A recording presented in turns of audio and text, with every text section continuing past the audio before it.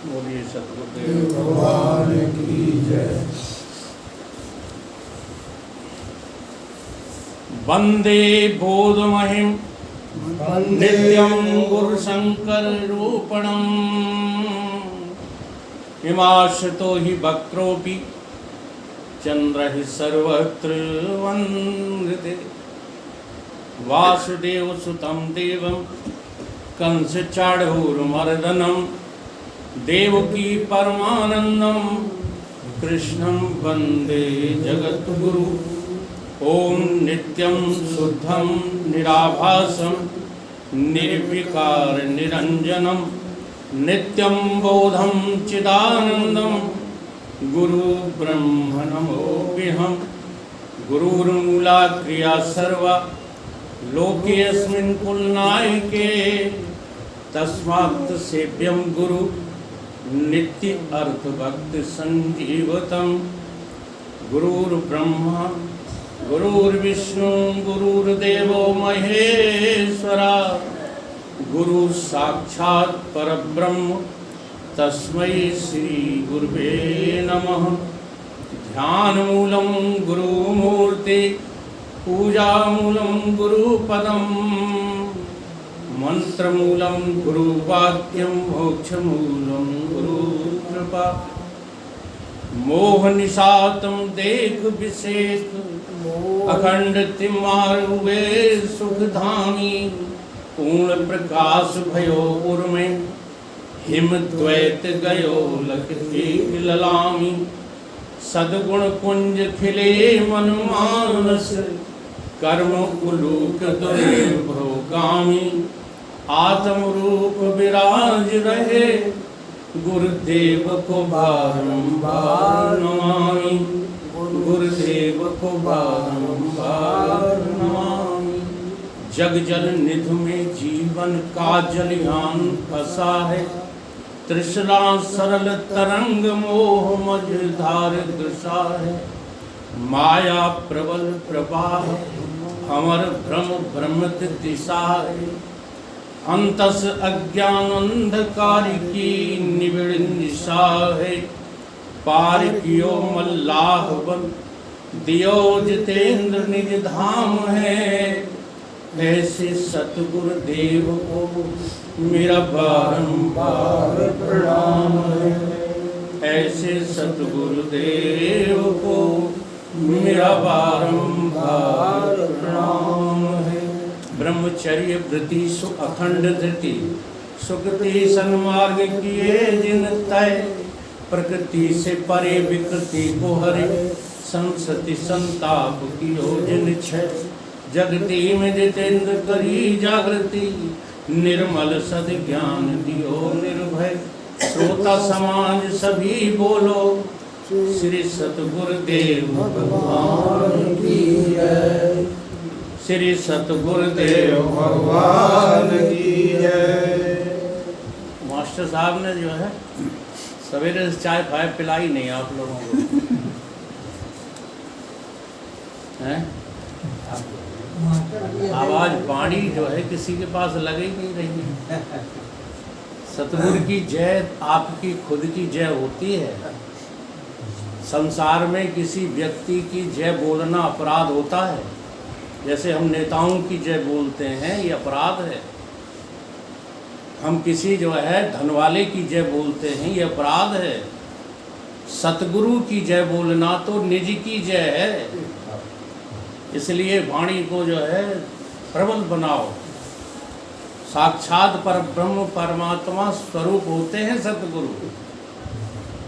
इसलिए परमात्मा की जय ही हम सब की जय है।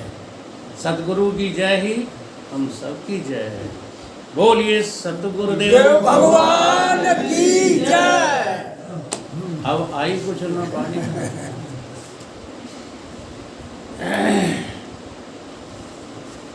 प्रातः स्मरणीय परम पूजनीय परिव्राजकाचार्य श्री सतगुरु युग पुरुष श्री स्वामी परमानंद जी गिर महाराज के चरणों में नित्य का वंदन करते हुए प्रेमी सज्जनों, गुरु भाइयों, हृदयस्थ सभी महान भाव, सभी के हृदय में वो परमात्मा सत चित आनंद अद्वय स्वरूप से विद्यमान है। उसी की दृष्टि से मेरा सभी को नित्य का वंदन।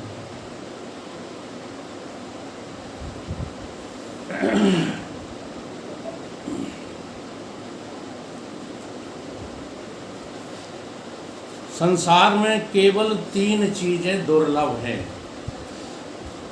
धन कमाना दुर्लभ नहीं है, दुर्लभ है भी, हम जैसों के लिए तो दुर्लभ है। जो धन कमाने में रुचि नहीं रखते उनके लिए तो बहुत दुर्लभ है। लेकिन 3 वस्तुएं जो है बड़े भाग्यशालियों को मिलती है। वो क्या है? आदि गुरु शंकराचार्य ने कहा, त्रमेव दुर्लभम देवानुग्रह हेतुकम। 3 चीजें इतनी दुर्लभ हैं कि वो भगवान की कृपा से ही मिलती है।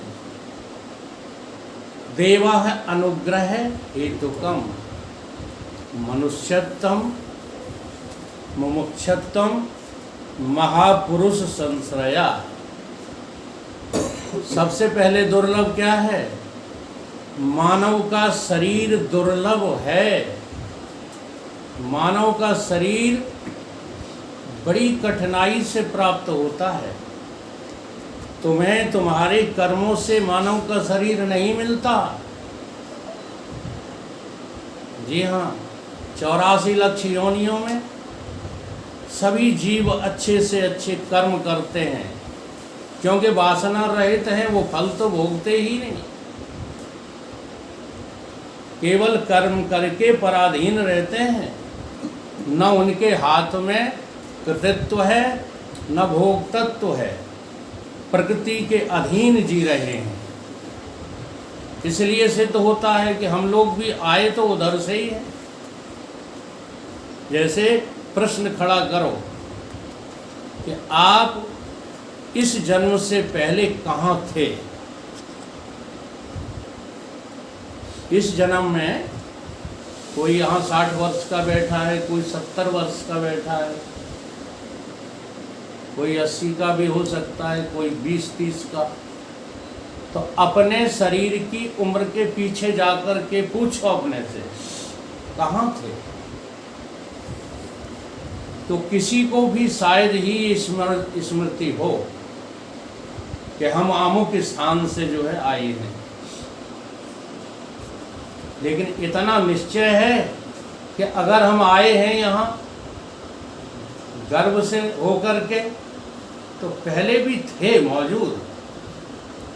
अगर पहले मौजूद ना होते तो यहाँ आ कैसे जाते? इसलिए हम आए कहाँ से, कौन है हम जाएंगे कहाँ? बस इतना ही विचार लो कि हो गया भजन। भजन की बहुत लंबी चौड़ी जो है गाथाएं नहीं है, लेकिन चूंकि समझ में नहीं आती ये बात, इसलिए हमको हमारे धर्मशास्त्रों ने कर्म कांड में, उपासना कांड में और ज्ञान कांड में क्रमशः भेजने की कोशिश की है।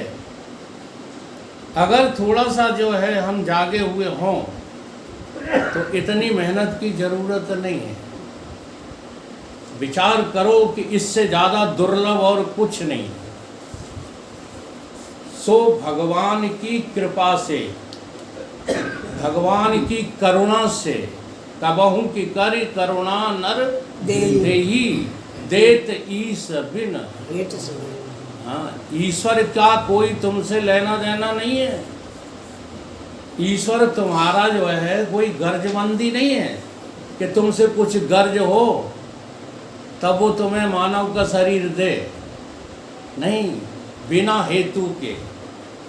अब बिना हेतु के हमको ये मनुष्य शरीर जिसने दे दिया है, हमें उसका ऋण नहीं चुकाना। लेकिन हम तो अपना भाग्य ही नहीं समझते। हम तो ये देखते हैं भाग्यशाली कौन है। तो एक जो है कथा याद आ जाती है मुझको इस लेवल की कि दुनिया वाले भाग्यशाली किसको समझते हैं, कौन है भाग्यशाली।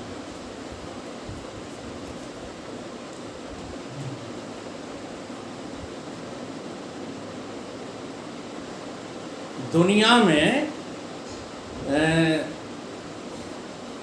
3 बेटे हैं भाग्यशाली के टच में जो रहते हैं, वो 3 बेटे हैं। एक का नाम है रिश्वत अली, दूसरे का नाम है खुशामद और तीसरे का नाम है सिपारस। जब जो है यहाँ से संसार से गमन किया तो दुनिया की सेवा के लिए 3 बेटे रह गए।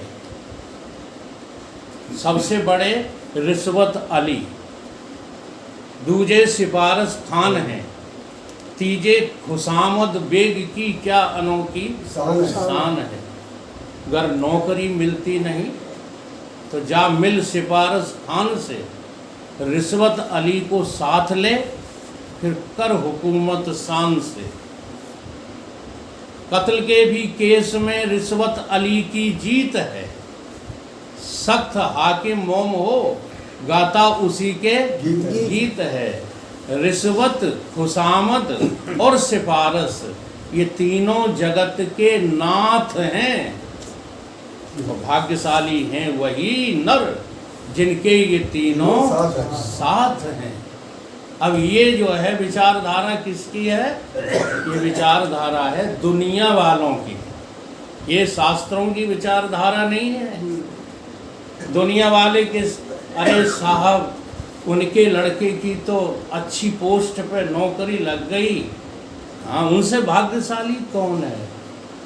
अरे ये तुम्हारी डेफिनेशन हो सकती है, शास्त्र तो मना करते हैं, इनमें कोई भाग्यशाली नहीं है। कौन है भाग्यशाली? तो भगवान राम ने सारी प्रजा को बुलाया, एक बार रघुवीर बुलाए, गुरुपुरवासी सब आए, सब इकट्ठे हुए और उन्होंने बेधड़क होकर कहा कि हम जो बात कहें उसमें आपको कुछ बात गलत लगे तो बेझिझक हमको टोक देना। ये मत सोचना कि राम राजा हैं। भाई हाँ, बहुत चौपाइयाँ हैं। हमें चौपाइयाँ रटने से या कंठस्थ करने से कोई मतलब नहीं रहता, हमें मतलब रहता उनके सार से। सार वस्तु योगे भा, जिसके पास सार नहीं है वो पूरी रामायण याद करे रहे, किसी मतलब का नहीं है। हमें बता दो किस मतलब का है। यही बातें तो हमें समझनी है। गीता याद करने के लिए नहीं है, गीता याद करके समझने के लिए है। पुराण याद करने के लिए नहीं, जैसे आज प्रपंच फैला दिया है दुनिया में, धर्म हो नहीं पा रहा है और अधर्म का बोलबाला हो रहा है। फिर ऐसी जो है कथाओं से क्या लाभ? अधर्म बढ़ रहा है, सच्चाई स्वीकार करो चाहे न करो, अधर्म का बोलबाल हो रहा है। क्योंकि धर्म तो एक सीधा है, धर्म न दूसर सत्य समान, और सत्य कोई बोल नहीं रहा, कथाएं सब सुना रहे हैं। इसलिए हमें ध्येय रखना है, बहुत मुश्किल का काम नहीं है, बड़ा आसान काम है, बशर्ते हम इन कथाओं में रुचि लेके उनके सार को समझने की कोशिश करें। सोचने वाली बात है। थोड़ा सा जो है यहाँ विषयांतर होकर बात इसलिए समझाने लगते हैं क्योंकि इस बात को स्वीकार करने को अधाधुंध भीड़ तैयार नहीं है। और भीड़ नाम होता है भेड़ का। एक जो है प्रश्न किया शिक्षक ने, मास्टर साहब थे, कि 100 भेड़ों में से एक भेड़ कोर्ट यार्ड को नांग करके चली गई, 100 में से एक चली गई, तो शेष कितनी बची? तुमसे नहीं पूछ रहे। देखो जो रोजाना सत्संग करते हैं वो होशियार बनने की न कोशिश करें तो अच्छा है। हाँ, जानते हैं लोग भाई तुम सत्संगी हो, तुम जवाब दे सकते हो। अब उनका भी तो दिमाग थोड़ा लगना चाहिए, जो ये कहते नहीं दिमाग की ज़रूरत ही नहीं है सत्संग में। बुद्धि हमको मिली है मानव की, वो मानव जैसी बुद्धि किसी के पास नहीं है, ये संसार में सिद्ध हो रहा है। तो ये जो भीड़ है ना, ये भीड़ तो भेड़ों का समुदाय है। एक भेड़ गई जहाँ, सारी भेड़ें चली जाती हैं। समझदार तो वो है, हाँ, जो इस भीड़ में से निकल करके जिसके लिए आया है संसार में उस वस्तु को उपलब्ध कर ले, वो समझदार है। तो विषय हमारा क्या था कि भाग्यवान वो नहीं है जिनके पास नेता नगरी है, जिनके पास धन है, जिनके पास दौलत है, ऐश्वर्य है, वैभव है, वो भाग्यशाली नहीं है। तो भाग्यशाली राम जी ने बताया कौन है कि बड़े भाग्य मानुष तन पा, जिसको इस मनुष्य की बुद्धि मिल गई है वो भाग्यशाली है। और मनुष्य की बुद्धि पा करके, जी हाँ, ये तो बहुत सरल काम है, वैभव कमाना, धन कमाना, ऐश्वर्य कमाना। झूठ बोलने लग जाओ, पापाचार करने लग जाओ, हाँ, नेताओं की संगति जो है करने लग जाओ, जितने काम गलत होते हैं करने लग जाओ, धन का पार नहीं है, दिखाई नहीं दे रहा है। सच्चाई के साथ जो है धन कितना कमाया जा सकता है। तो ये सब लोग भाग्यशाली नहीं है। भाग्यशाली कौन है? मनुष्यत्तम, जिसके पास मानवता आ गई है। और मानवता की क्या पहचान क्या है? मनुष्य की बुद्धि की पहचान क्या है? मनुष्य की जो बुद्धि होती है वो केवल जो है योग युक्त होती है। गीता योग युक्त लोगों की दर्शन है, योग युक्त लोगों का शास्त्र है, भोग युक्त लोगों का नहीं है। उसमें जो भगवान कृष्ण ने कर्म करते हुए कर्म बंधन से बचने की बातें की हैं, उसी का नाम तो योगी है। 18 अध्याय हैं, वो 18 जो है घटनाओं का योग सिद्ध किया है भगवान कृष्ण ने। न उसमें कर्म सिद्ध किया है, न भक्ति सिद्ध की है, न ज्ञान सिद्ध किया है, न संन्यास सिद्ध किया है, बल्कि क्या सिद्ध किया है? योग। योगस्थ है कुरु कर्माणि, जहाँ देखो वहाँ योग। तो योग कहते किसको हैं? जो बुद्धि, हाँ, अपने उस जो है भंडार की तरफ चलती है। थोड़ा सा विचार करो, एक केंचुआ नाम का कीड़ा देखा है? अब केंचुआ को तुम मार्बल पे खींच के रख दो,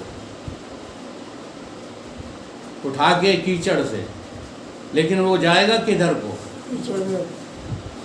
अपने ही स्रोत की तरफ जाएगा। ठीक?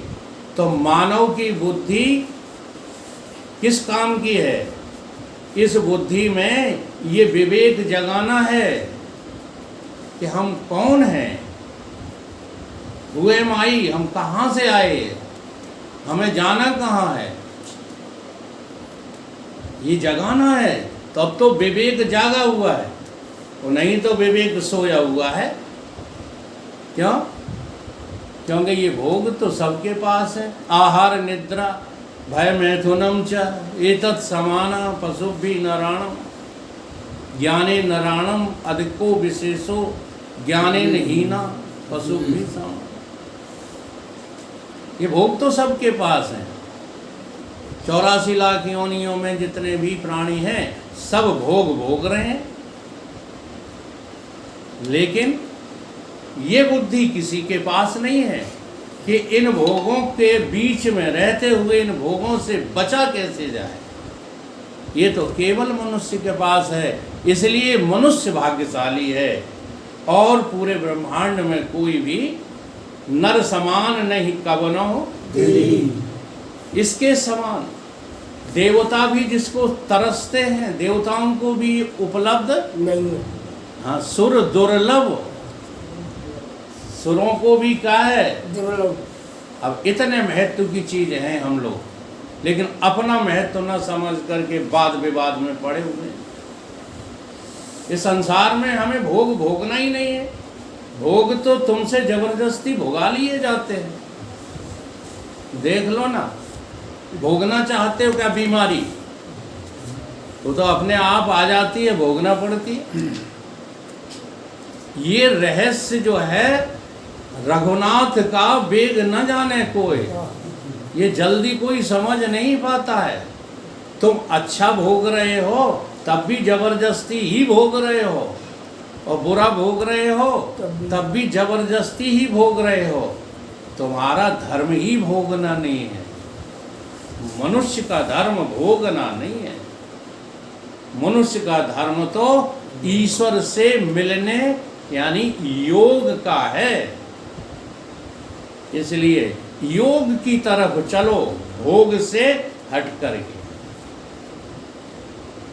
एक भरथरी जी जो है संत हो गए थे, तो बैराग शतक में उन्होंने लिखा है, भोगो न भोगता बव में भोगता। हम भोगों को नहीं भोगते, भोग ही हमें भोग रहे हैं। एक बार हमारे सतगुरुदेव भगवान ट्रेन में चले जा रहे थे, श्री स्वामी युग पुरुष जी परमानंद जी महाराज, तो एक सेठ जी आ गए, सपरिवार रहे, सामान भी उन पर खूब था। महाराज जी को खिलाने लगे, कहीं कुछ, और एकदम बोले, महाराज जी कुछ सुनाओ तो टाइम कटे, कुछ सुनाओ तो समय व्यतीत हो। हाँ, ऐसा है। और ये एक तरह की हमारे ऋषि मुनियों ने हमारी बुद्धि पर छाप छोड़ दी है। जी हाँ, आज उसी को लेकर तो सब दंगा चल रहे हैं।